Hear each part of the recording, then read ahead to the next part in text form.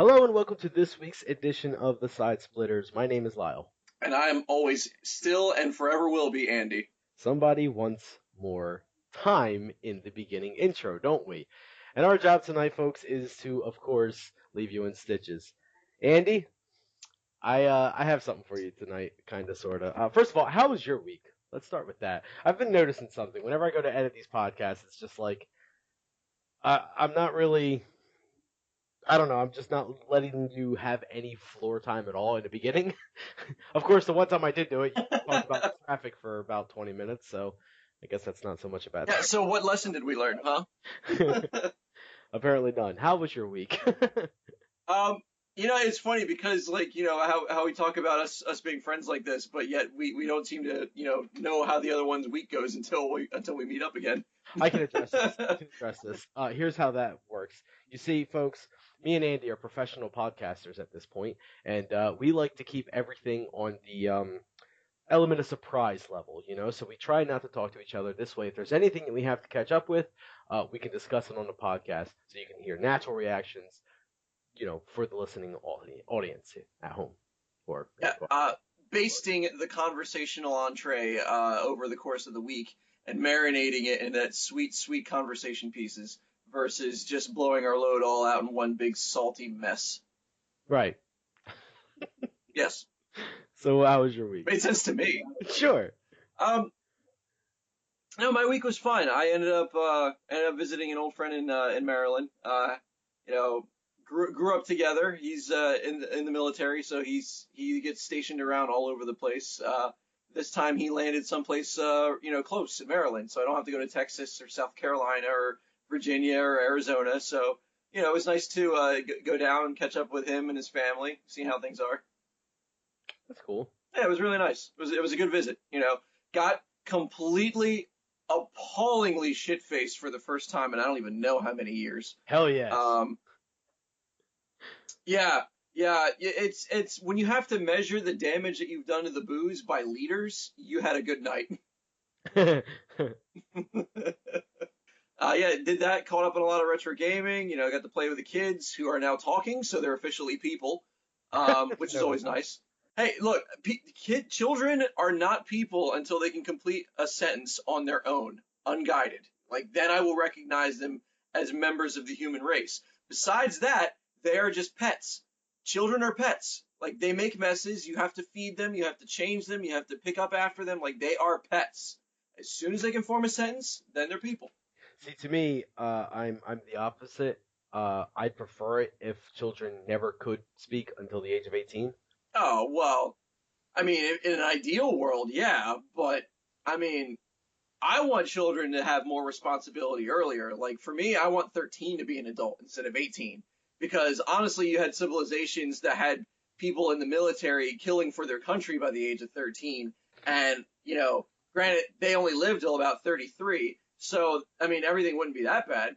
There wouldn't be a lot of old people wrinkling up our Floridas. So, like, if we had that 13 adult thing going on, then I'm pretty sure that we could start building a better world. Here, here, Andy. Here, here. I too got a little I too got a little saucy over the weekend. Actually, now that you mention it. Out of curiosity, what did you end up? What you end up drinking? Oh, lots and lots of rum. Rum. I think Sailor Perry rum, Kraken rum. Ew. Yeah, I wasn't a fan of Kraken. I definitely preferred Sailor Perry. I prefer to call it. And I prefer to call it Kraken. Just saying. But go on.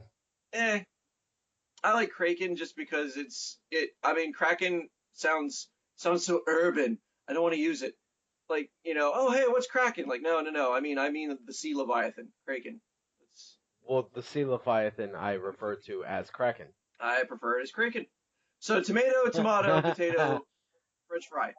Um, but I had those Jimmy Beam apple whiskey, Okay. um, which was really good. Lots. Well, to me, it was a fair amount of Guinness mixed in all that. Um, and trying to think of what else. No, that actually might have been it. But it was the volume of it was not something because like we just went right into it. Like there was no like oh hey get ready. It was more like here's a shot glass, motherfucker, drink. Like all right. I I went to my aunt and uncle's house for the the one night, the 1 week, the one night of the weekend. My goodness. Um, and About to say I almost followed you there for a second. my brother-in-law just came back from Japan. He was there for about 3 or 4 months, and he was there for Oh, is school. he shorter now? No, no, God, you. He I he was thought I'd there. ask. He was there for about 3 or 4 months. He was there for about 3 or 4 months, and for school related thing, like college related stuff or whatever. And he came back and has to go back to college uh, within a few weeks. So we decided, hey, the night before he went back to college, we were like, hey, let's go to my aunt's house and my aunt and uncle's house, and let's have a good time. Let's drink. So we got 40 ounces. I got a 40 ounce of Old English.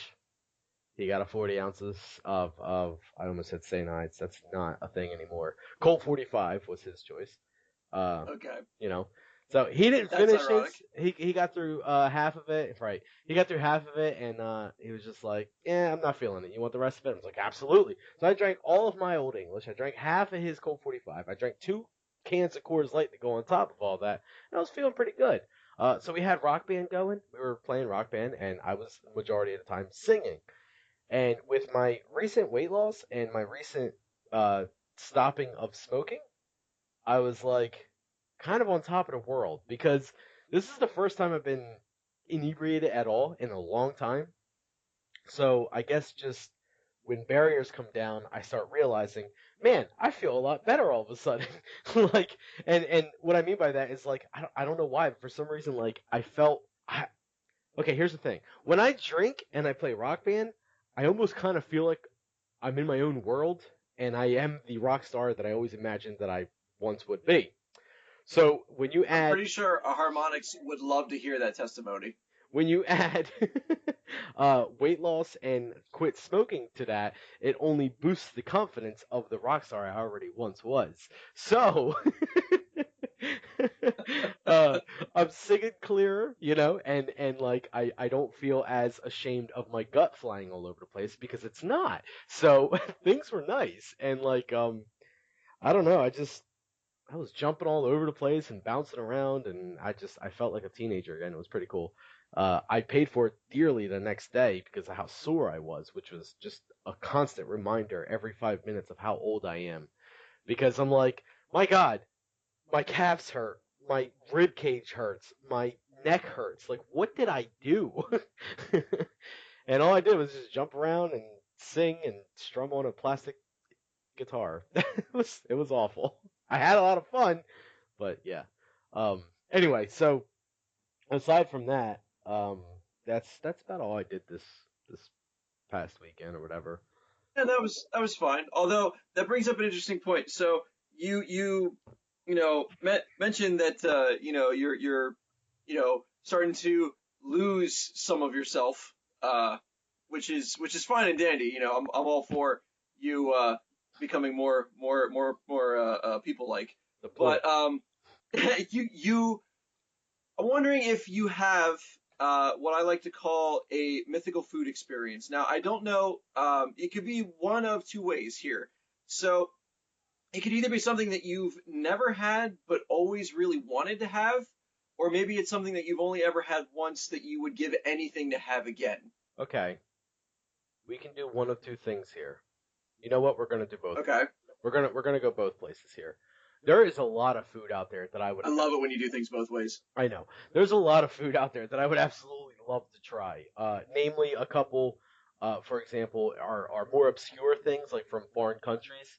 Um, Hmm. for example, I would love to try like watermelon Kit Kats and just the weird flavored Kit Kats from Japan.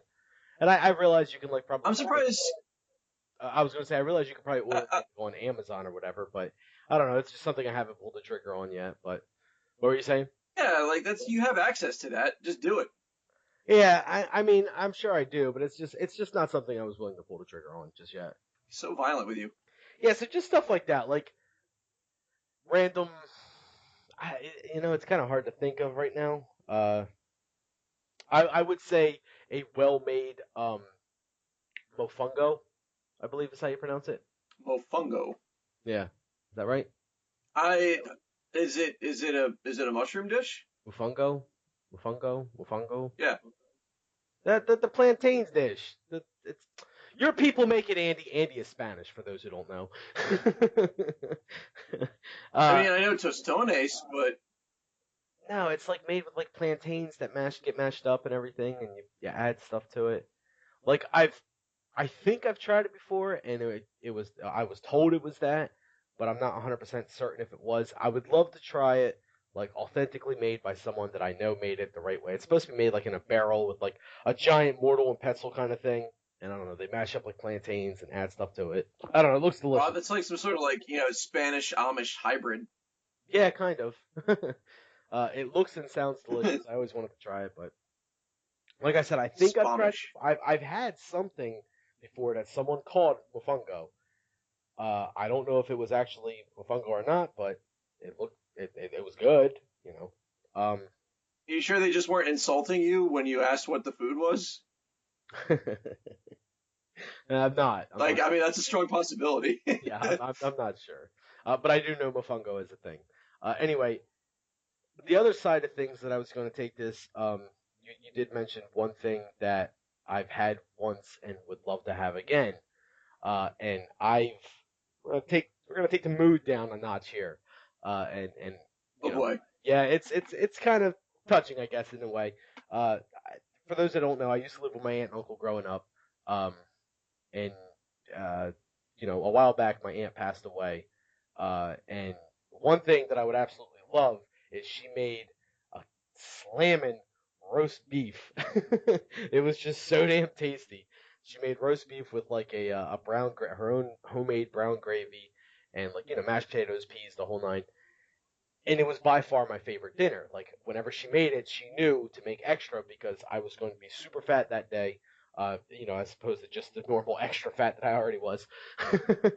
And I was going to eat a whole bunch of it. And she always did. And, I always, I never disappointed her. I always made sure all of it was eaten. But yeah, I've never had it since then. And just like a couple dishes like that she made that could not be replicated because it was her recipe and uh, you know, no one really has it. Um, Another one was like a pork shoulder that she made, like a roasted pork shoulder with like a vinegar sauce. Oh, just so good. Anyway, so yeah, things like that. Like for Vinegar instance, sauce. yeah, it was like a brown vinegar sauce. It was like a tangy brown sauce. It was really good. Um, I wish I Weird. knew like remotely what it was or what it. I have no idea how she made it. I have no idea what it consisted of. Nothing. She just made it, and it was absolutely amazing. There are a few of her recipes that I have figured out how to replicate, and every time I eat them, it's just 100% nostalgia, and it's awesome. But yeah, I uh, love those moments. yeah, exactly. Like there's still times where like I'll bite into like a Teddy Graham or something like that, and I'm just like, oh, grandmom's house. Yeah, in order for me to have that experience, I'd have to taste like it's stale mint. So how about you? What did you call it? Epic foods? No, legendary foods. I don't remember what you called it. I just don't remember. Yeah, that shows how much you pay attention. It does. No, yeah, it does. I don't know about like something I've never had that I always wanted to try. Like I'm always up for like unusual things. Like I'm the kind of guy that wouldn't shy away from eating Rocky Mountain oysters. Um, I don't care what it is. I just want to try it. Um, you know, I'm like oh don't knock it unless you try it. If I'll try anything once. That's how I know I'm not gay. Um, but as far as Wait, like stuff I've what? had once that would kill, huh? What? What do you mean? That's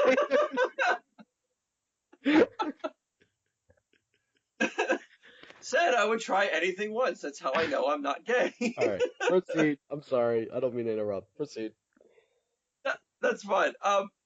the as far as the thing I've had once that I've always wanted to try again, I was friends with somebody in high school that I enjoyed hanging around. It was this chick.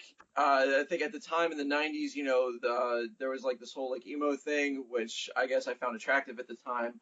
I don't know what the hell past Andy was thinking, but I still hung out with this chick, and I went over her house one day after school, and I don't know where her mom got them, but she got like big flanked like shark steaks, Ooh. and I don't know what kind of shark it was, but it was probably the most delicious thing I've ever had in my life. Hmm. Because up to that point, I've never had shark before. For people who haven't had it, the best way I could describe it is it looks and it almost feels like red meat, but the consistency of the actual meat itself is more closer related to pork or other like light white Hmm. meats. Um, and the flavor is just something out of this world. Like most people would be like, oh no, I don't like the fish taste. It's like it doesn't have an ounce of fish taste. Like No. this is a meat in its whole other category.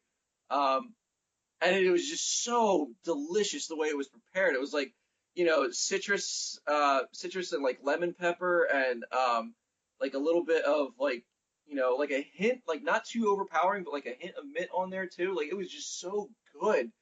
Um, and I've never had it since. And to this day, it's been like that quest food that like, I've got to find a place that has decent flank shark steaks that I can finally sink my teeth into again.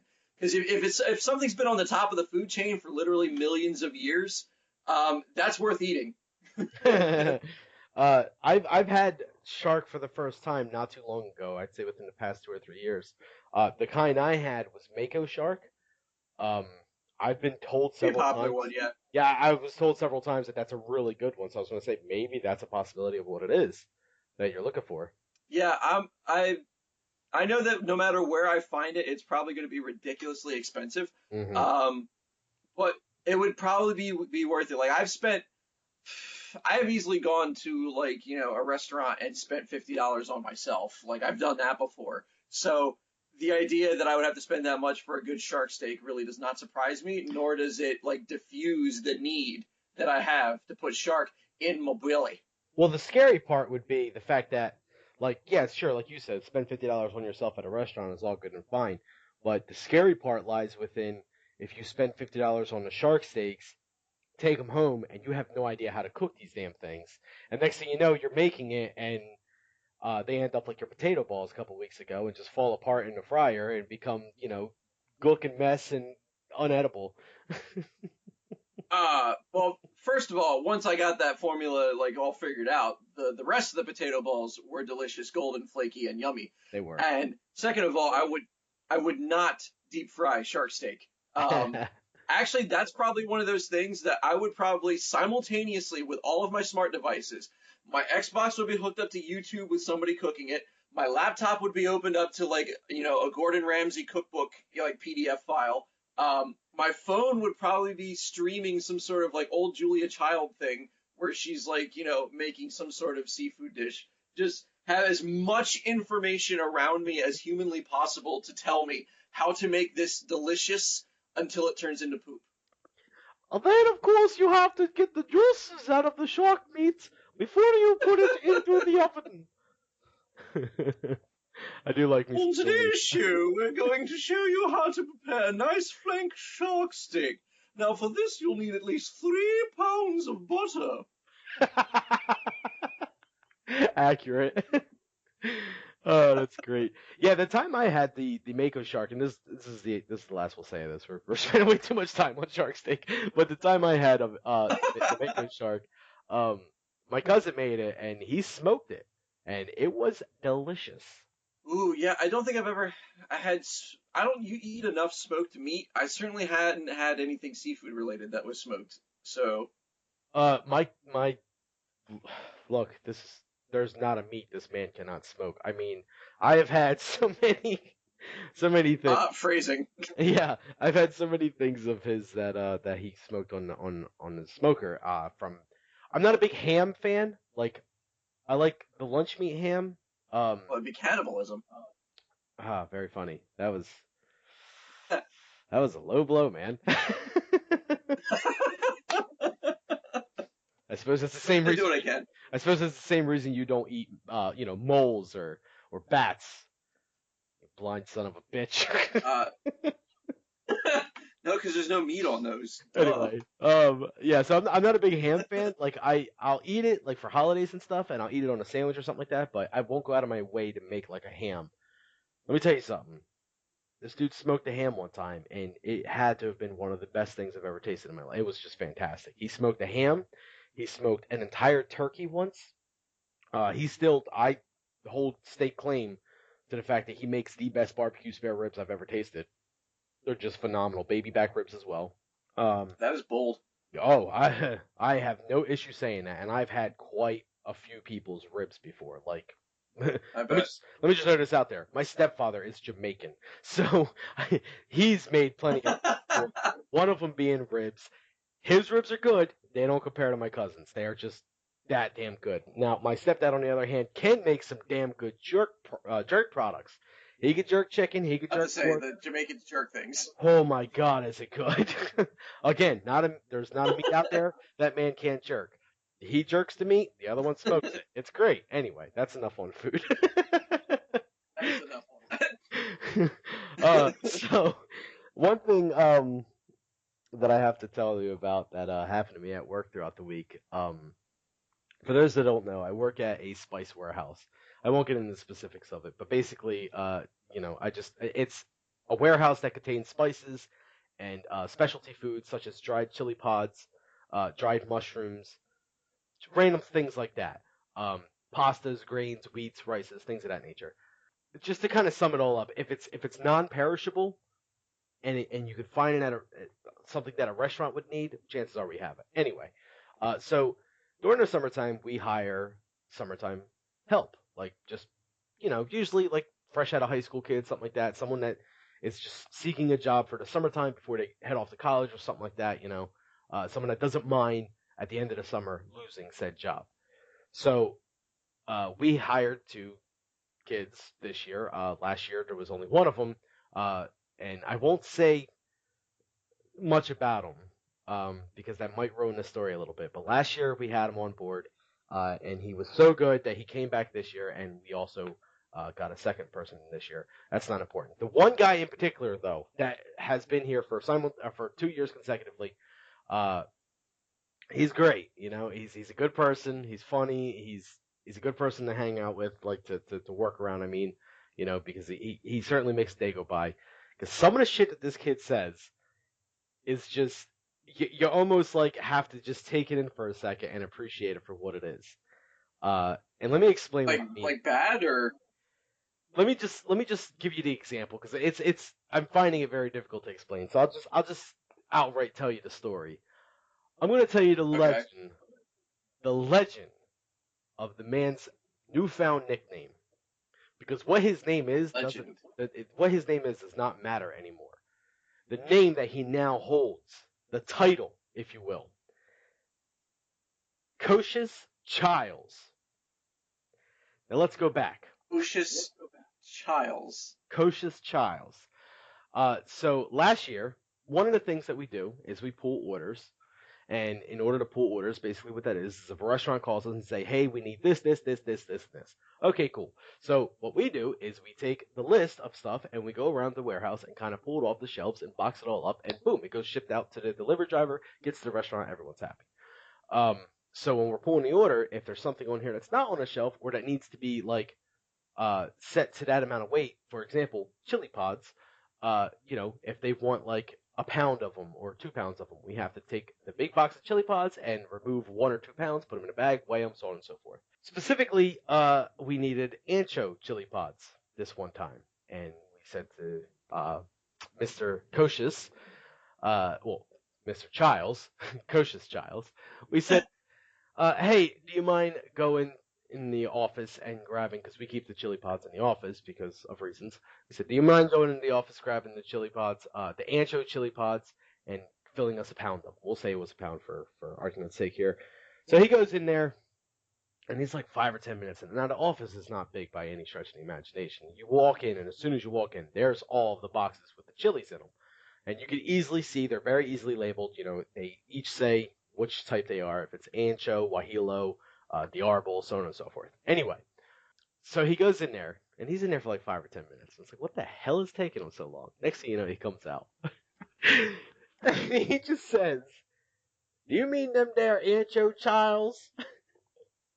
And it Oh just like, God. what? Ugh. Yeah, I seen the ancho childs. I don't see any chilies, but I do see them there ancho childs. I lost it. I couldn't do it, man. I was cracking Ugh. up. I was like, you gotta be fucking kidding me. Oh God. Why? So, and beautiful enough, this was like towards the end of the summer, so we had the entire winter and fall and spring to laugh about it until finally he comes back again this year. And we're still laughing about it, and we're still making fun of him for it because it was just that damn funny. Today, Oh. specifically, today, it is August 16th. It is a Tuesday. We record on Tuesday, we release on Thursday. Uh, the legend himself was born, and here's why. We had to fill an order today, and someone wanted 10 pounds of traditional couscous. So we give him the Oh label. God. We don't tell him what it is. We just hand him the label and said, "Hey, can you fill this?" And he takes it and he goes, "All right." So he's going to look for it and everything, and he's having trouble finding it. We're like, "Oh yeah, it's over there." And he's like, "Okay." So he's looking for it. Eventually, he comes back. He's like, "Yeah, guys, I can't find this traditional couscous." I'm sorry. The what?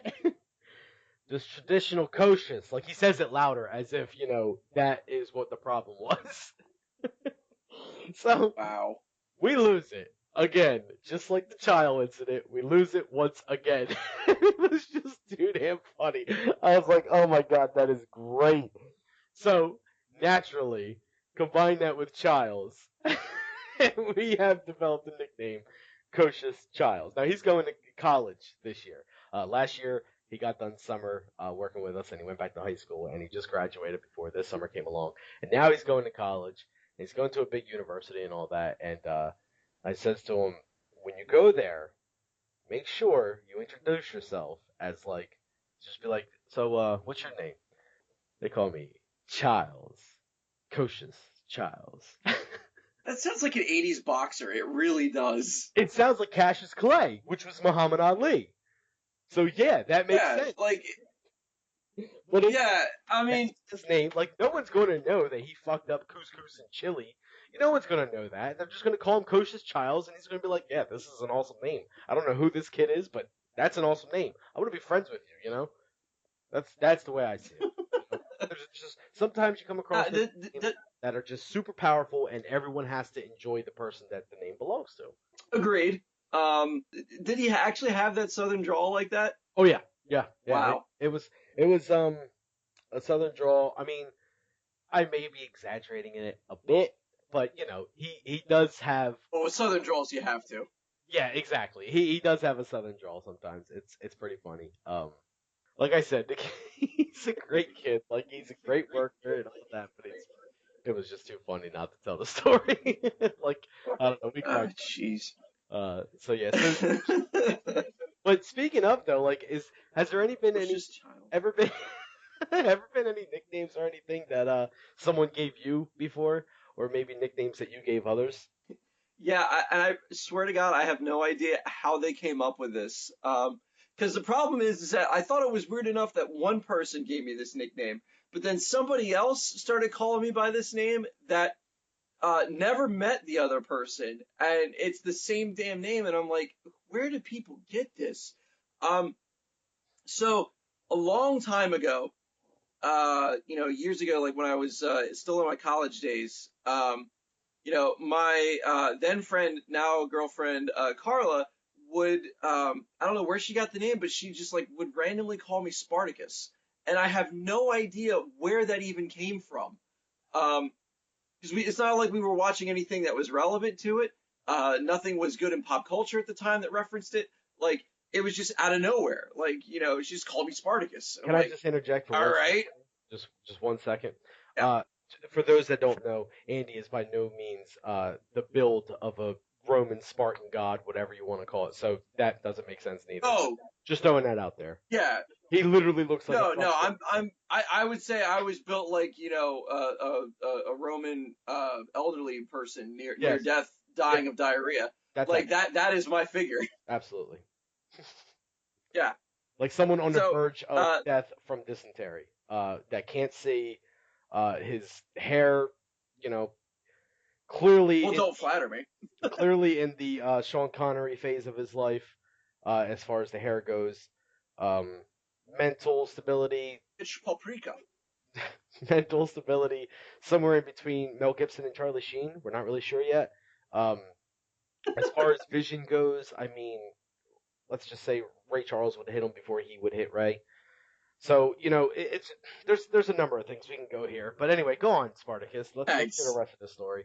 Appreciate it. You're welcome. So, I after hearing that, I thought it was weird. But then, back in 2006, I uprooted and moved to Las Vegas, Nevada. I went from living in Bridgeton, New Jersey to Las Vegas, Nevada. And uh, I got a job working on Nellis Air Force Base, in the base exchange in the food court area, specifically working at a little hole in the wall called Anthony's Pizza. And while there, I remember the shift manager, well, not manager, but the I guess shift runner or something like that, uh, biggest bitch in the shop, um, named Kelly Joe. Big Texas girl. I I didn't talk to people that much. I was getting familiar with the job. On work, I am a professional first and a bullshitter second. So I got to learn my job first before I started, hanging out with anybody or talking to them or pretending that they were people besides somebody I needed stuff from.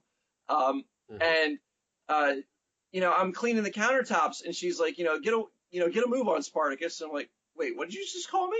Like, Spartacus. You seem like a Spartacus. Like, how the hell would you call? Why? Like, I do not give off the impression of a Spartacus. Hmm. Like, I would not lead my people into, a revolution of any kind. But, No. here I was being labeled by this, and I'm just like, what? I don't understand it at all. Hmm. Yeah, I don't get it neither. Yeah, on two opposite sides of the country, Yeah. these two people called me the same nickname. uh, speaking of yeah, I got nothing. The thing is, I thought of something. Nice, I thought nice segue that died in the water. no. It wasn't meant to be a segue. It was just a random thought that I was like, oh, let me not make it seem like I'm making fun of the Southern people because I got no problem with Southern people. I don't want our Countdown to Geek Town buddies to get mad and be like, oh, you making fun of South people, huh? You sons of bitches. Calm down over there, Colonel. All right, like we have no issue with Southern people. Um, Andy might. Yeah, I'm about to say, But honestly, if we were going to make fun of Southern people, we would do it in print. That way they would never know about oh God. All right. it. But there is a little something I'd like to discuss about you going to Las Vegas, Nevada. Um, we're not going to give too much away here, but I will say that there is a very, very interesting story about how Andy here was once coerced into trying men for the first time. Whether or not he Ugh. realized it was men was a whole other story. In other words, he kissed a tranny woman, and I love the story. The story is actually fantastic, but I'm not going to have him tell it. And here's why I'm not going to have him tell it. Because for those that pay attention, I used to have another podcast, okay? Um, and Andy was a guest on that podcast one week, and he told that story on that podcast. And one day, I still have that episode. And one day, that might get released as like a bonus content thing that like people, you know, here's the episode. Give us 99 cents and you can have it. Something like that. Maybe we'll do like a special edition Christmas episode and if and the Christmas episode will cost $1 or something like that. But if you buy the Christmas episode, you get that episode as well. Like it's saved. It's stored away somewhere, locked in a vault. It's golden and when the opportunity arises, it'll come out and everyone will get the chance to hear it. It's great. I can't wait to release it. But that's all I'm going to say about it because that night, the way that Andy describes it was nothing short of magical, um, mysterious. Yeah, mad Just magical. We're gonna go with magical. uh, yeah. I, So, I I found out a lot about myself and the city and human anatomy. but anyway, yeah. So that that is certainly something that might actually happen one day. But Andy's just the he's just a party animal. He just likes his partying. But speaking of party, Yeah, I like to move it. I got a question regarding parties and stuff of that nature. Um, we're in our 30s, I guess is fair to say. I'll be 30 in Well, October. I am. Yeah, I'll be 30 in October. Okay, 30. Look, Yeah, birth I'm 31 going on dead. accurate. I don't really care about birthdays at all. Whether or not it's a milestone or whatever, specifically my birthday, I should say. I do, in fact, enjoy other people's birthdays. I enjoy making them happy on their birthday, stuff like that. Um, Oh, yeah, because you get cake out of it. I actually don't like cake. Really? You were at my wedding. We had pie. Oh yeah, we did have pie. That was because I wanted wedding pie, not wedding cake. Anyway, um, I want so wedding pizza. right. So the concept, the thing I'm getting at here is, I'm not a fan of birthdays anymore. Never really was of celebrating mine or having a birthday party or anything like that. It's just, I don't know. If it was up to me, I would just like to be left alone on my birthday and just kind of hang out by myself and do whatever it is I do. My wife, on the other hand, insists that not only do I have a birthday party, but like she actually gets me something like that. And I don't do gifts well and all that, but I Oh yeah, no, you preach to the choir on that one. I am a terrible gift giver. not a gift giver, a gift receiver. I'm pretty good at giving gifts. I'm Same terrible here. at receiving gifts. But it's just I don't know. It's something that, like, especially in my later years, like, what did I do to deserve this? Like, don't give me anything. I'm a terrible person. Like, stop it. It just only seems to get it. Certainly is honest. Yeah, well, I mean, I know what's up, but it is what it is. Here's the thing though. It's my 30th birthday, and my wife is insisting that, being that it's such a milestone, we do something humongous. And it's been plaguing me on what to do, and I have plans or whatever, and the idea of my plans is to um not only just include me and me enjoy myself, but I want to be around all my friends and all that. And so something everyone can enjoy, all my friends and all that at the same time. The thing Regular is, birthday stuff. Gotcha. yeah, the thing is though, is it took me forever to reach the conclusion of what could actually happen. So what I'm getting at here, in the most roundabout way possible, is when you're planning for a birthday party, be it yours or someone else's, how difficult do you find these things? Okay, so for somebody else, it's really difficult because a lot of times when I find that I want to make plans that I would enjoy, I worry about my enjoyment. Like, I would try to steer it away from whatever they would want. Be like, oh, well, I just want to, like, go on a big fishing trip with all my friends. It's like, what? Fishing? I gotta tell you right now, fishing is like waiting for the bus on water. Like, you never know when it's going to arrive because it might be late. And then when it does arrive, the only difference is that with a fish you get to maybe eat it.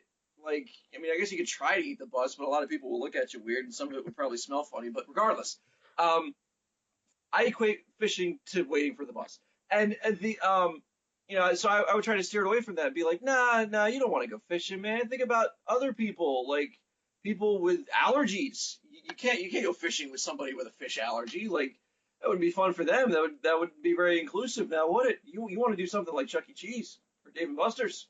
I was gonna say we are So we're in our 30s now, Andy. Chuck E. Cheese is not on the that's not the way to go anymore. no, Chuck E. Cheese has damn good pizza. Like, I don't care what anybody else You're says. one of Like, if you want gourmet pizza and scary as fuck animatronics, you go to Chuck E. Cheese. It's a good atmosphere. I haven't had Chuck E. Cheese pizza in so long. Like, I do remember as a kid enjoying the hell out of it.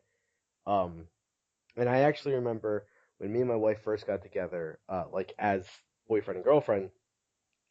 we took her. I think it was her cousin. We took to Chuck E. Cheese. Um, because we were just like, we want to go to eat the pizza because we remembered enjoying the pizza so much as children that we were like, we gotta go. So we're like, but we're both adults, so we can't just, casually stroll into Chuck E. Cheese and be like, hey, we're adults.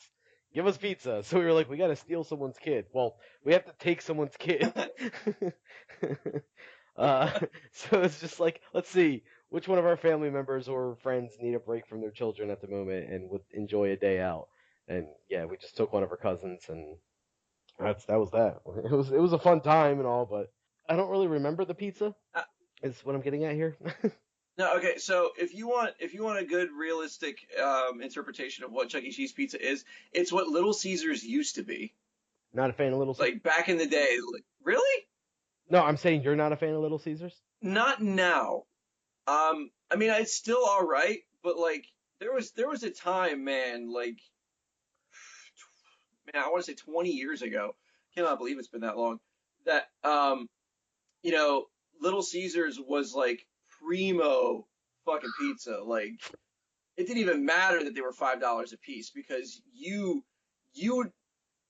finger licked your way out of every freaking penny of cheese for that $5. Like, it was freaking delicious. Like, I think I reached sexual maturity when I discovered Jeez. Little Caesars pizza. No, this was amazing pizza. All right, and their cheesy breadsticks. Oh my god. Oh, oh god. No, I'm getting a wet seat just thinking about it. I think you Um. just reached sexual maturity when you discovered Little Caesar. I don't think it had anything to do with pizza. Well, at least he didn't pretend to be a woman. Um. Yeah, well. No. Um. It's see that I would have no problem strolling into Chuck E. Cheese specifically for food. You know, you got to practice a little bit of whimsy in your life, man. Like, where is your whimsy? So I don't think you're allowed to go into Chuck E. Cheese without a child. Says who? I don't know, but it just seems like an unwritten rule, and it's not If exactly it's one of those. unwritten, then who cares? It's not exactly one of those things that I want to test because, like, I don't know, man. Like, I'll go together with you. ah, this sounds like something we I don't should do. even care. This sounds like something we should do for the pod. Like we, like just be like, what? Just take a field trip to Chuck E. Cheese. Yeah, take a field trip to Chuck E. Cheese. Maybe even bring some sort of recording device to record a little bit while we're there. If not, at least report back with stories and arrest records. Um, tell you Because what. that's what you have to do, man. Do the ball pit, do the animatronics show, Oh, no, get no, no, no, tickets, no, no, buy. no! I am not doing the ball pit. If I had a child, it'd be a different story. I wouldn't mind, but I am not doing the ball pit without a child. That is just asking to be on a list that people can see online. And no, No, because all you have to scream is whimsy. Just hashtag whimsy. Like, that is the goal in life. Fuck YOLO. YOLO is like, last year or 5 years ago. But as long as you practice whimsy, you are fine. You are a grown up child, and it is okay. tell you what. If the listening audience out there wants us to go to Chuck E. Cheese, I will go to Chuck E. Cheese. In order for that to be a factor, I have to see at least 3 comments through either the Podbean website or Facebook website. They will combine and they will they will equal each other. So if we get 2 on one and 1 on the other, that counts as. You are really lowballing it. You know what? I've never seen more than 2 comments on one of our posts before. So you might consider it lowballing, Fair. considering highballing. For some reason, our listening Oh, that's audience that's fair. our listening audience is just not very social. So if you guys if you guys want to see me and Andy go to Chuck E. Cheese, I want you to comment on either Facebook or Podbean, whimsy yes. If you guys don't want us to go, I still want you to comment and I want you to say whimsy no. And here's how we're gonna do this one, Andy. I need to not What's that? only see 3 comments, but I need 3 whimsies in the positive area. So if we get 3 whimsy yeses and 1 whimsy no, guess what? That's only a +2, and that's not good enough. I need a +3. So every whimsy no that We we need get counts, as one against it, and it has to be at least +3. All right, no, I have a firm feeling that the our devoted listening audience will definitely be feeling the positive whimsy vibes to send our asses to Chuck E. Cheese to have gourmet, load in your pants, Little Caesars pizza and rolling around like two lovers that spent a summer together in the ball pit. Oh, no, Like no, no, no. that. I never said anything about a ball pit. I said I will go to Chuck E. Cheese with the three. You want ball That's a pit? part of the whimsy, man. You got to go in the ball pit. You want ball pit? I'm gonna need a positive 5. An extra 2. I get a positive 5. I will go in the ball pit. We are taking a selfie in the ball pit and we are posting that shit on our Facebook page. That is legit. If we get at least five whimsy yeses or 6 whimsy yeses and 1 whimsy no, somehow equaling a positive 5, we will go to Chuck E. Cheese. We'll go in the ball pit and we'll take a selfie in the ball pit, and we'll probably make that our brand new logo for the podcast.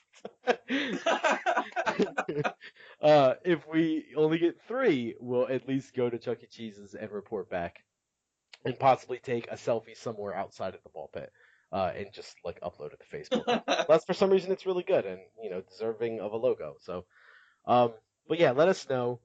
Tell us in the comments on either Facebook Please. or Podbean, uh, whimsy yes or whimsy no. I am hoping for one. I won't say which one. I think it's obvious at this point.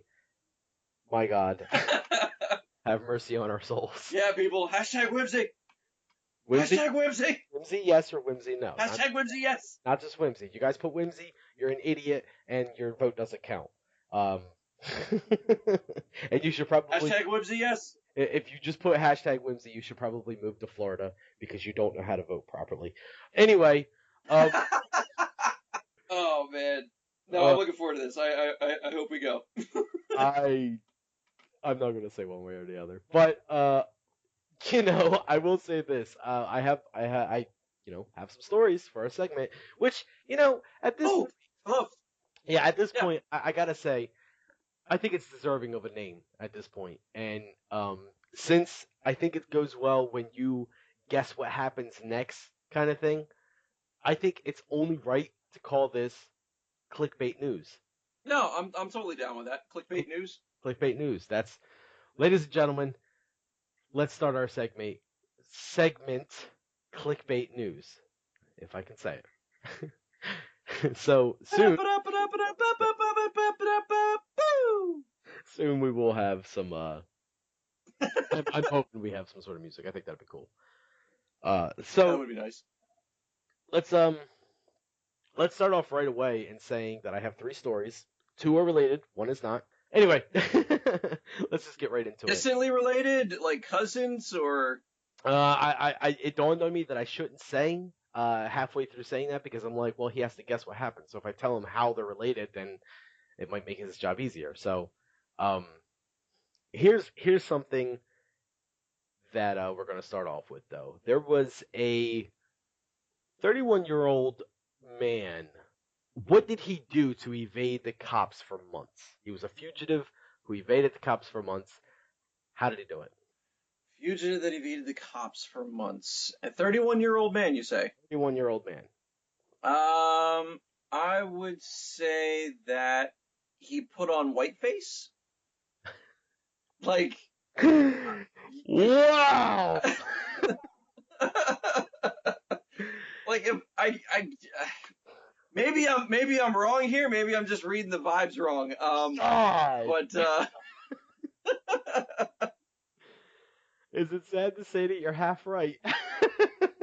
oh really? Oh my god! In a sense, yes. Oh, I was just bullshitting, but wow. In a sense, the 31-year-old fugitive evaded the cops for months by using a amazing old man disguise. So he put on white hair. Okay, all right, that's cool. Yeah. So Sean Miller, 31, of Massachusetts, also known as Shiz. That's a fun nickname. According Yeah, to shiz. Yeah, it's just Shiz. According to court records, was arrested last week in South Yarmouth, Massachusetts, on an April indictment accusing him and several others of heroin possession, Jesus, with intent to distribute. According to the indictment, Miller was a distributor for the dangerous Naughty Black Naughty Block Street Gang, with which investigators said is responsible for a significant portion of the heroin that is distributed on Cape Cod. At least two of the alleged members of the gang were still wanted on murder charges. He was nabbed as part Wow. of a joint local state federal investigation that began in October 2015 and is continuing. The gang has been hard to crack, investigators said, because it's highly adept at using a confusing array of disposable cars and safe houses. Federal prosecutors said agents didn't arrest the old man who walked out of the home of Miller's mom, which they'd been staking out for weeks, until an alert officer noticed something suspicious about his eyes and about the fact that he was toting $10,000 in cash.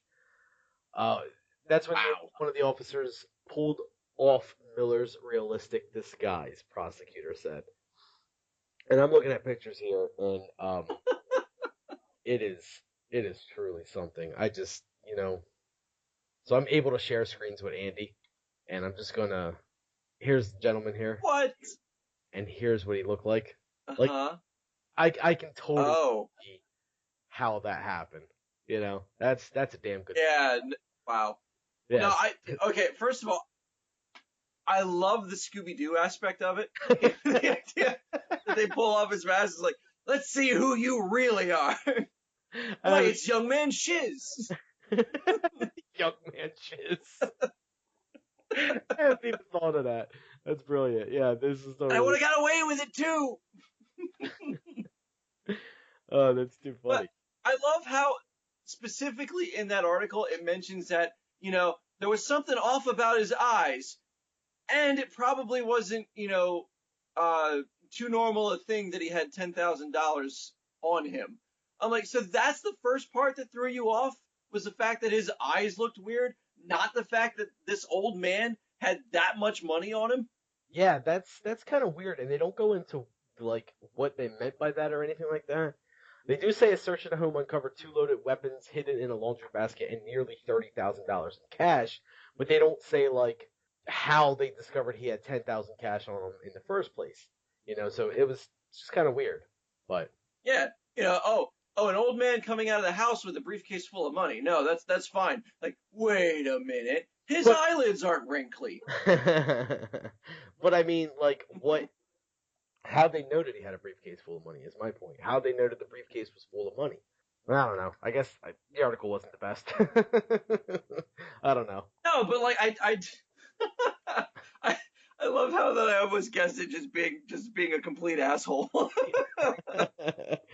It was a slow news week this week, folks, and it's just I tried, and that's what I got. I thought this was a pretty good story, but let's move on to the next one. that's just that's just funny as hell, man. Like, Yeah. I mean, maybe he had like a colostomy bag full of like dirty money or something like that. Like, oh, we knew something was up when he pulled out his catheter and pennies fell out. Yeah, Like, well, that's certainly a dirty what? money. Yeah, catheter pennies. Certainly is. Catheter pennies. That sounds like it could be useful later on when we decide to name this thing. Um, let's move on to the next one. Back to that. There was a flight. Doesn't necessarily say where it was going. That I can see. Again, I don't read these stories ahead of time. I get them and I don't look through them. I just kind of say, hey, this is kind of weird. Let's do that. And just decide to read it with you guys for the first time. So I don't know where it's going. But I You will say fool. this much: something happened on the flight that was a bit out of the ordinary, and that's all I'm going to Oh, give. there's a gremlin on the plane.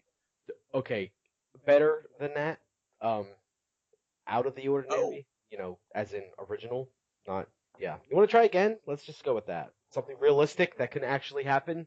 You, you know, look. Usually, jackass. when I think of something like when I think of something weird happening on a plane, the first thing I think of is there's a gremlin on the wing. Like, that's just ingrained in me. Like, duh, of course there's a gremlin on the wing. That's all you're going to give me. For you, for all you Twilight Zone fans. So something unusual happened on the plane. Let me see. I think I can get something with this. So, um, somebody went into the restroom and found that a bird had lodged itself into the toilet drain. Well, that is certainly something unusual, but that's not the case. How about if we just how about if we God, just how awesome would that be if you go to take a piss and there's like a goose half stuck in the fucking toilet? uh so here's what actually happened. A Occupied. surprise proposal on plane and then an in-flight wedding. That's what happened. Wow. Yeah. I thought this was kind of interesting. Again, folks, slow news week, but you know what? I thought this had a nice little touch of romancing class to it. I was like, you know what? They don't always have to be, someone losing a prosthetic limb or somebody dying and his wife and girlfriend both, post obituaries about it and everything. And they don't always have to be Or about getting high off of brains. getting high off of brains, hanging out with Jazz Black. Like, it's not always about that. Like, sometimes it can be something nice. So, so yeah, Agreed. she thought they were flying to Athens for a vacation. But somewhere between Vienna and Greece, a chorus emerged from a couple of rows up and started crooning Bruno Mars' Marry You. Boy, I cannot pronounce this name. We're just gonna call him Natalie. So Natalie thought it was Okay. Natalie thought it was cute that someone was getting proposed to, but then she turned around and saw her boyfriend, we're gonna call him Jim, standing there. That's when I started crying. She told NBC News Monday. He got down on one knee and straight up proposed to me, and that was just the beginning. Next came the wedding dress, two rings, two wings. Oh, listen to me. I'm making up puns and I Well, don't it is a supposed plane. to do. Yeah. So next came the wedding dress, two rings, violinist, a master of ceremonies to preside over the mid-flight wedding. Not to mention several relatives who'd arrive at the airport early and had remained hidden in the back of the plane. Wow. That is well done, man. God. First of all, here's my question. What happens if she says no? I mean, Oh. right? Oh, yeah. Yeah. Although you don't hear too many stories about the woman saying no. Yeah, because they're not posted. Because who wants to hear that story? I mean, I do. I do. But Yeah. no, that doesn't make for good feel good news stories. So you don't hear it unless it has something to do with like murder and racism and rape, and then it makes the news. Um, but if Man, I would actually like it better if like she had a problem with flying. Like if she would like is hard pressed to ever get on a plane and then he proposes to her on a plane. Like to me that's a sweet bit of irony and that maybe that helps her out. Maybe from now on when she thinks of plane rides she associates it with her wedding. yeah, that's all good and fine. But what happens if he dies young? And then every time she goes to get on a plane, oh, this reminds me of my wonderful husband that died too early. Oh man, that is actually a little bit of tragic well, just tragedy really. Yeah. Um Tragedy on top of more tragedy. So And then she decides that she's had enough of being sad and storms the cockpit with her bulbous diamond ring and like slits the throat of the co-pilot and then she like dives it into a mountainside somewhere, screaming her ex-fiance's name the entire ride down. Yeah, no, that would be pretty sad. not ex-fiance, ex-husband. Like they were already married, just not very long before he, kicked the bucket. Yeah, yeah. Well, either way, yeah, that scenario seems good. Oh, all the time, the chorus that sang the Bruno Mars song would start just like singing some doo-wop number, kind of like the band in Titanic, where they're like, gentlemen, it was a pleasure serving with you, and they just like go off on like this doo-wop song as the plane goes down. Why? Why Titanic? You know what? I'm not doing it. Because I'm not biting. I'm just going to continue with the story. Among them were uh, Natalie's father, who gave her a bouquet of flowers and walked her down the aisle. Uh, the perfect moment every girl waits for their whole life, Natalie later wrote on Instagram. He popped a question, and we got married on the same flight. Amazing day, can't find the right words for all the feelings right now, just crazy. Let's see. Another image showed the couple walking through the airport, hand in hand, dragging a suitcase with dangling cans and a cardboard heart attached to it. Just Mary, it says. Oh, Oh, that's perfect. freaking awesome.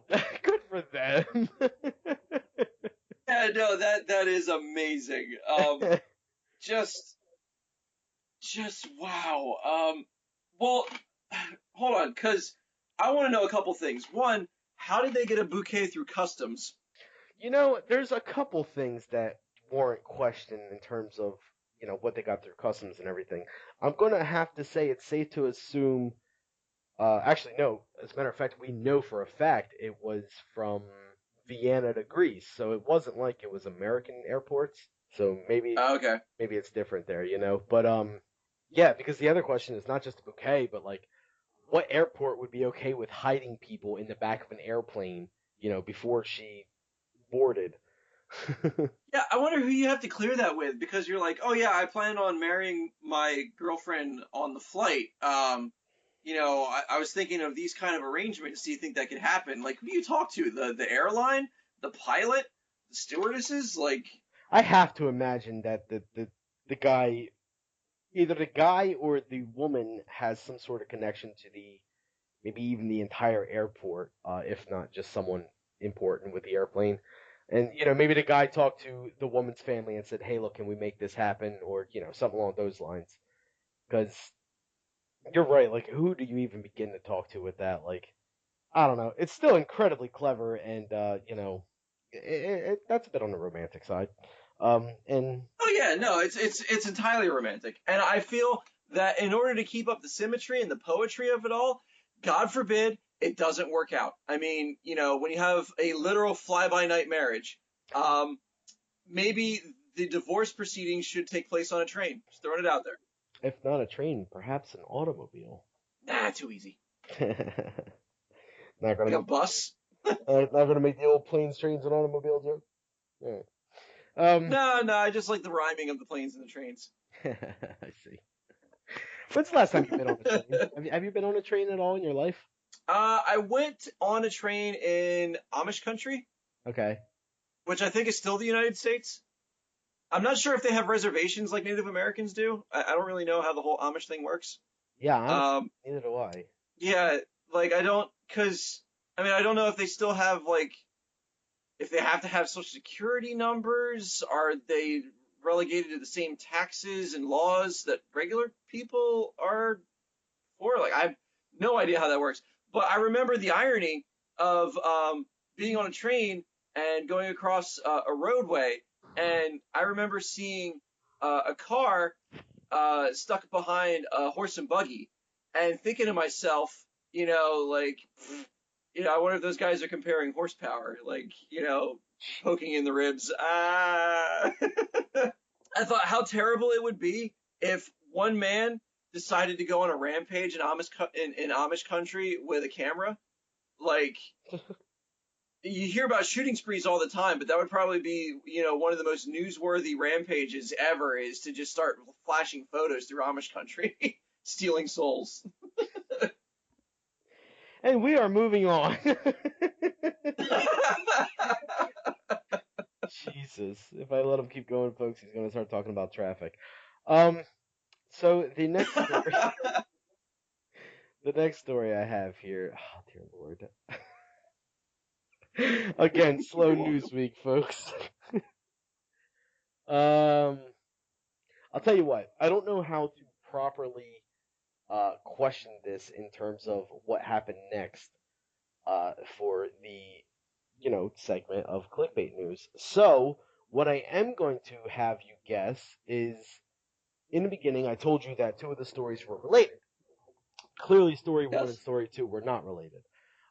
So the question clearly. is, story three must be related to one of them. Which of the two was it related to? Is story three about heroin and old people, or is story three about romance and flight? Oh, please, please tell me that there's a divorce segment to this marriage because that was way too like, heart melting to not have a sad ending. Like, please tell me it's related to airplanes and marriage. Okay, so it's another romance story, but unfortunately, I don't have a follow-up story already. You got to think these things are current events. So the if they were divorced already, then my God, I don't even know if that plane landed yet or not. Um, Fair. no, it's just another romance story I decided to go with. Okay. It's slow news week, folks. You blowing your load before February, huh? Well, here it is. 100-year-old tortoise walks 6.5 miles for romance with plastic dome. Wow. Uh, Wow. that's Honestly, people have walked less in Pokemon Go for the same effect. fair. Um, okay, Fresno, California, a 100-year-old tortoise that escaped her owner's California yard was found 6.5 miles away, attempting to romantically court a small dome. Nancy Noss Nancy said the tortoise, Touche, wandered out of her Fresno yard when a gardener left the gate open Jay. and the pet went on a slow. Hold on. Hold on a second. I am so sorry, but I found that way more funnier than it had any right to be. The turtle? Excuse me, this Yes. tortoise named Touche? Yes. Tell me you get the reference. I do not. Oh my god, it's a Hanna-Barbera cartoon, Touche Turtle. Ah, wow, that's obscure. I'm glad you pointed that It out. is. Somewhere, somehow, we're going to, eventually get a bunch of listeners, and one of them is just going to be like, these idiots, that's a Hanna-Barbera cartoon, and they didn't point it out. This is why I'm glad to have you on the podcast. Yeah, I know way more stuff about nerd culture and history than I probably have any right to know. But yeah, so he made love to a dome. Carry on. Yeah, so apparently a gardener left the gate open and the pet went on a slow speed excursion across town. Nancy said it took Touche, her pet, for the past 55 years, 10 days to travel the length of 11 football fields to Gettysburg, where she discovered by resident Stephen George. Where she was discovered by resident Stephen George. George said the nearsighted tortoise, which he recognized from Nancy's online post about the missing pet, appeared to be involved in a romantic courtship ritual with a small dome covering a water outlet in his neighbor's yard. Nancy was Wow. overjoyed to be reunited with her longtime pet. It says, yeah, there's a lot of bad in the world right now, but there's a lot of really good people that care too. Uh, Again, slow week. But I kind of Yeah, thought I actually. it was fun Hmm? only because the fact that it walked 6.5 miles just to go bang a fucking plastic bowl. I thought that was kind of funny. I was like, this could be fun. No, and I actually do also appreciate the irony that you said it's a slow news week, so you end on the turtle story. Um, but no, like I the pen breakout. So you leave open the pen for the yard, and the turtle like makes a getaway, and I'm just imagining this old ass turtle like seeing the break in the fence and just be like, now's my chance, and just like. She's gone for like the afternoon or the evening or however long it takes for the turtle to make it out of the yard. Not only Like make it just out of the just a yard, jailbreak scenario. not only make it out of the yard, but also make it far away from the yard enough to where she can't immediately see him. Or was the turtle him or her? I don't remember. See the tortoise. The tortoise is far away enough to where Nancy couldn't even spot it. So that's impressive. Uh, Nancy needs to Where, pay where where did this take place at? Because there can't be too many tortoises in that community. Fresno, California. Yeah, so I mean, she probably had the market cornered on large reptiles living in her backyard. So, uh, I mean, seeing a tortoise walking through, California, um, should have brought up a red flag to the point where 6.5 miles this turtle traveled for what 11 days? Yeah, I think that's what it said. No, 10 days. For 11 football field lengths. Okay, so still, like, it took this turtle more than a week to make a getaway. Um, And then people didn't notice, like, oh, there's a tortoise, like that's cute, and then just go about their business. Like I expect that attitude from New Yorkers, not Californians. yeah, yeah, it's a pretty big thing. So I mean, um, more importantly, to call attention to its name for a second, like you said, Touche, it was named after a Hanna-Barbera cartoon. It's a 100-year-old tortoise. Yes. So for it to be named something, you know, that existed after, it existed within the last 100 years as opposed to before the last 100 years. When do you think this tortoise was actually named? Well, if it's a 100-year-old tortoise, and the woman who had it is, I guess, in Lonely Hermit years, 27. She doesn't look that Hmm. old. It doesn't say her age, but I would venture a guess of about high 40s, low 50s, maybe even Okay, 60s. so Just looks good for 60. okay, um, I mean, I don't know what your standards of beauty are for 60-year-olds, but I, oof, I don't know, man. Like if you're 60 years old and you have a 100-year-old tortoise as your companion and pet, I don't know. Maybe it was named in the 60s, I 70s. mean, we don't have to sit here and assume that it's her lifelong companion and pet. Who's to say, maybe I will. here's the thing. Let's say if it was named in the 60s or 70s, right? Um, okay, so maybe her mother was the original owner of the pet, or even her grandmother, and it was passed. No, I would say her mother. Her mother was the original owner, um, and then it was just her mother's tortoise since she was a kid, maybe her grandmother. I don't know. The point of the matter is, I feel like it was passed down from generation to generation, and when it got to this woman's generation, maybe the woman was a fan of uh, Touche Tortoise or Touche Turtle, whatever the hell you called it, when she was growing Yeah, up, touche turtle. and that's how they named it. I got nothing. I All right. I actually no, I want to say it's actually like a big coincidence. Like I think the reason why they call it touche is that the turtle had a propensity to whack things with its neck, so it would swordplay with its head, and then that's why they called it touche. Sure. um. Yeah. So that's this week's clickbait news, ladies and gentlemen. Uh. Yeah. That was almost rough to get Slow through. news week indeed. Yeah. That was certainly a slow news week. Um. So last week we had an advertisement. This week we do not have an advertisement. But it's certainly not the end of advertisements. I'm sorry if you guys didn't like it. We might actually, Oh well. we should actually have one next week sometime. So be on the lookout for that. I think they're fun, and here's one thing we can promise: as long as the people that are willing to give us the advertisements don't mind it, um, we're gonna try our hardest to not go 100% off of a script. I'm sure there are certain parts that they want us to say, and that's all good and fine. But I'd like to do like our own little freestyle advertising of it, and possibly even maybe even do like a little skit from it or something like that. Depending on what it is. Like I feel like we can have a lot of fun with it.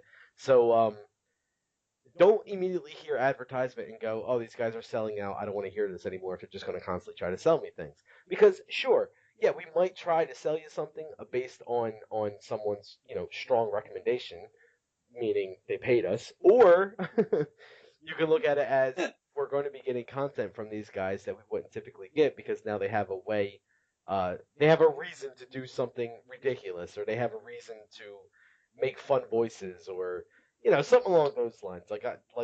I was playing around with it, a little bit of behind the scenes stuff here. I was playing around with a voice changer before me and Andy started recording tonight, and it was fun, and it's not 100% stable yet. We couldn't get it to record properly and all that, but just know that that is something in the works that if an advertiser was just like absolutely free range, go nuts with it, see what you can do. That is something that might get pulled out. Like it could be fun, but just figured I'd give everyone a heads up.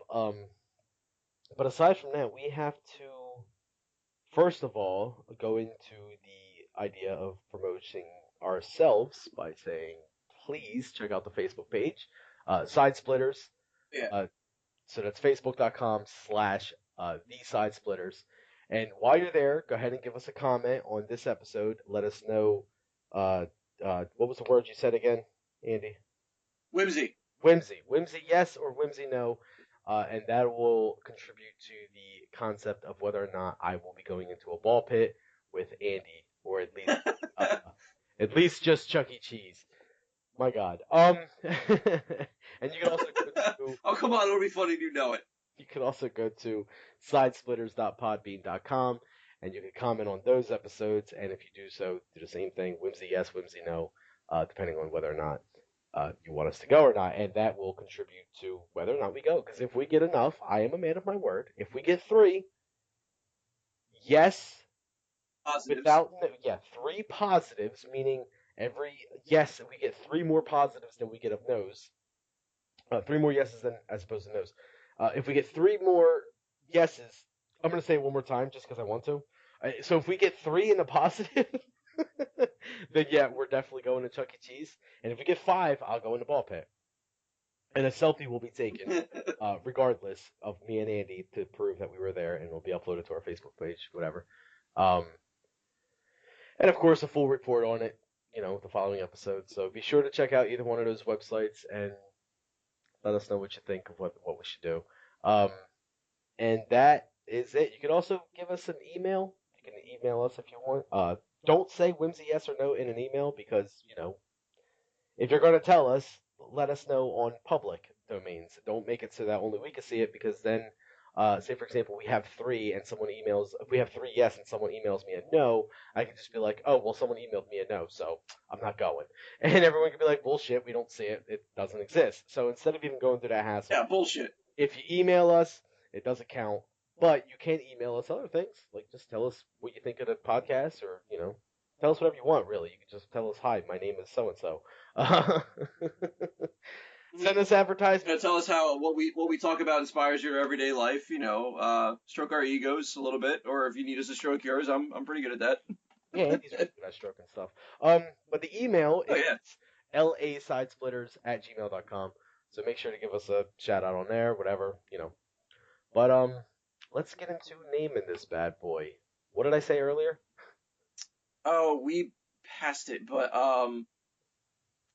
because we were talking about catheter pennies. Catheter pennies. Right, right. But we had such a focus on the Chuck E. Cheese thing on this episode. That's a good point. Yeah. I kind of like thinking about like between the Chuck E. Cheese and the Whimsy thing. Whimsy cheese. Whimsy Cheese? No, I totally dig Whimsy Cheese. I don't know why. Dude, I want to buy a product named Whimsy Cheese. Like, I totally want it to be one of those, like, easy cheese, like, spreadable things out of a can, but it'd be rainbow colored. Whimsy cheese. Whimsy Cheese. Oh, that's funny. Yeah, so that's this week's episode's title, Whimsy Cheese. All right, so we have something that is finally not pertaining to someone's race, not pertaining to a body part. Like, this is totally acceptable. I'm happy with it. um, and chances are, I have a few ideas for what these guys like, and if you pay attention to the episodes posted on Podbean, you'll know what I mean when I say that. So, but yeah, that's always fun. So that is definitely this week's episode, Whimsy Cheese, and that'll do it for this week's edition of the Side Splitters. I am Lyle. And I am Andy. For always and ever, Andy. Am I right? Yeah, I figured I had such a long intro that my outro will be fine. So much for that. See you next week, folks. Bye.